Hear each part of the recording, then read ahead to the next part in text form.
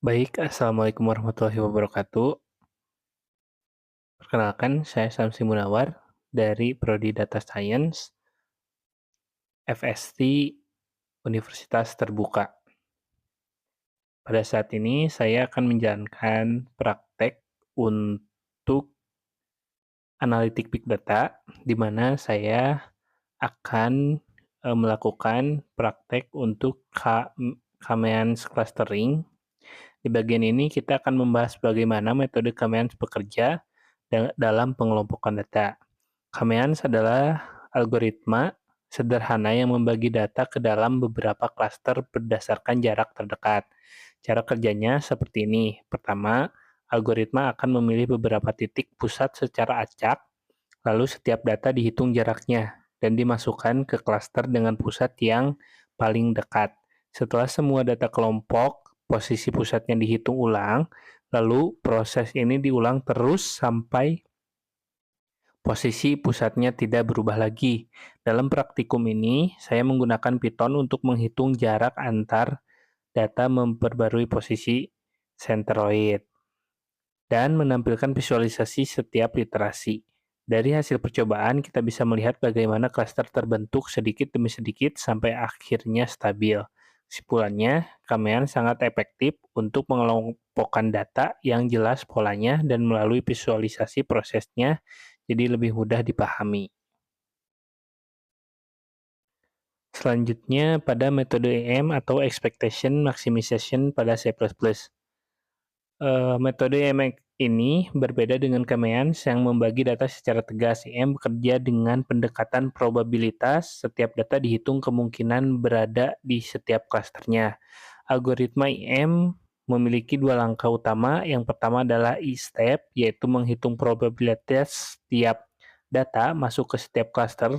Lalu langkah kedua adalah M-step, yaitu memperbarui parameter seperti mean dan covariance berdasarkan probabilitas yang tadi dihitung. Dua langkah ini terus berulang sampai hasilnya stabil. Pada praktikum ini, algoritma yang saya implementasikan menggunakan C++, hasilnya menunjukkan bahwa nilai likelihood meningkat setiap iterasi. Artinya, model semakin cocok dengan data. Metode IM ini sangat berguna kalau klasternya tumpang tindih dan kita butuh pendekatan yang lebih fleksibel. Secara keseluruhan, IM memberi sudut pandang yang lebih statistik dibanding K-means. Berikutnya ada dendrogram. Ini clustering dan visualisasinya menggunakan dendrogram. Metode ini bekerja secara bertahap. Awalnya setiap data dianggap sebagai satu klaster, lalu klaster yang paling dekat digabungkan, begitu terus sampai semuanya menyatu. Untuk menampilkan proses itu, kita menggunakan dendrogram. Grafik ini memperlihatkan urutan penggabungan dan seberapa dekat hubungan antar data. Dalam praktikum ini, saya menggunakan fungsi linkage untuk menghitung struktur hierarkinya. Melalui dendrogram, kita bisa melihat hubungan antar data dengan sangat jelas. Dan bisa menentukan jumlah klaster yang paling tepat hanya dengan melihat garis pemotong dan level tertentu.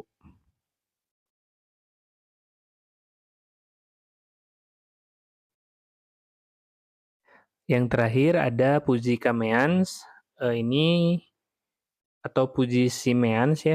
Ini tuh versi lebih canggih dari K-means. Bedanya, setiap data tidak hanya masuk ke satu klaster saja, tetapi punya nilai keanggotaan di beberapa klaster sekaligus. Metode ini menggunakan matriks keanggotaan dan parameter fuzziness. Data yang dekat dengan pusat akan punya nilai keanggotaan yang besar, sedangkan data di tengah-tengah akan memiliki nilai yang seimbang. Pada praktikum ini, saya membuat program yang menghitung pusat klaster fuzzy dan memperbarui nilai keanggotaan berdasarkan jarak. Hasilnya memperlihatkan bahwa data yang berada di area tumpang tindih bisa memiliki dua nilai keanggotaan sekaligus, sehingga lebih realistis dibanding K-means. Kesimpulannya, Puji K-means cocok untuk data yang batas klasternya tidak jelas dan memberikan pemahaman lebih fleksibel tentang bagaimana data terdistribusi. Seharusnya saya menggunakan MATLAB, namun tidak bisa terinstall, jadi saya inisiatif menggunakan Python.